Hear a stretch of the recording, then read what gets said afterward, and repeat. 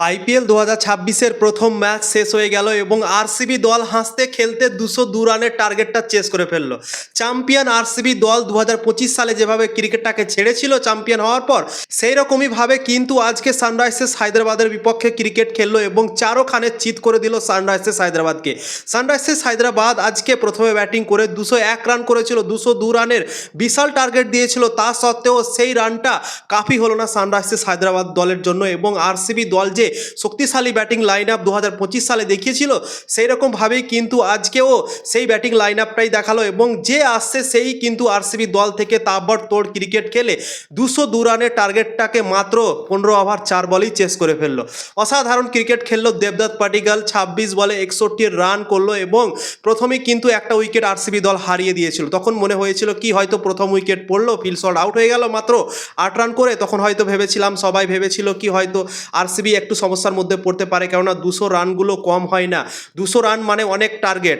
তো সেই রানটা মনে হয় আরসিবি দল খুব একটা সহজে চেস করতে পারবে না। যখন প্রথম উইকেটটা হারিয়েছিল আরসিবি দল, ফিল্ড শট আউট হয়ে গিয়েছিল, কিন্তু দেবদত্ত পাটিকাল 3 নম্বরে ব্যাটিং করতে এসে কি খেললো ভাই, অসাধারণ খেললো, তাবড়তোড় খেললো। মনে হচ্ছে কি কোনো প্রেসারই ছিল না তার উপরে, এসে শুধু নিজের খেলাটা খেলে গেল এবং 26 বলে 61 রানের ইনিংস খেলে আরসিবিকে একটা ভালো জায়গায় পৌঁছে দিল। তারপর সে আউট হলো। বিরাট কোহলির কথা কি বলবো, সব দিনই তো সে ভালো ক্রিকেট খেলে আরসিবি দল থেকে এবং যখনই চেস করার মামলা থাকে বিরাট কোহলি ভাই দাঁড়িয়ে থাকে। চেস যখনই করে বিরাট কোহলি রান করে আমরা দেখে থাকি এবং আজকেও সেই কাজটাই করলো। বিরাট কোহলি 69 রান করলো 38টা বল খেলে এবং জবরদস্ত খেললো, অসাধারণ খেললো, 5টা 4 5টা ছক্কা এবং জবরদস্ত ইনিংস। বিরাট কোহলিকে আমি অনেক পছন্দ করি এবং আমাদের বিরাট কোহলি কিং কোহলি আজকেও ভাই নট আউট থাকলো, আরসিবিকে ম্যাচ জেতালো। 2026 সালের প্রথম ম্যাচ আরসিবি দল জিতে গেল, তো অনেক ভালো লাগলো, অনেক সুন্দর লাগলো। আজকে আরসিবি দল বোলিং ব্যাটিং সব জায়গায় অসাধারণ ক্রিকেট খেললো এবং সানরাইজার্স হায়দ্রাবাদকে একদম ফ্ল্যাট করে দিল। সানরাইজার্স হায়দ্রাবাদ আজকে ভাই ব্যাটিংও খুব একটা ভালো করতে পারলো না, বোলিংও খুব একটা ভালো করতে পারলো না। ব্যাটিংয়ে শুধুমাত্র চলেছে সানরাইজার্স হায়দ্রাবাদের দল থেকে ঈশান কিষান, 38 বলে সে করেছে 80 রান এবং তারপর কেউ ভালো খেলতে পারেনি, শুধুমাত্র হেনরি ক্লাসেনই 32 রান করেছিল। লাস্ট মুহূর্তে অনিকেত বার্মা 43 রান করেছিল 18 বলে এবং ভালো ফিনিশিং দিয়েছিল, তাই জন্যই সানরাইজার্স হায়দ্রাবাদ 201 রানে পৌঁছতে পেরেছিল।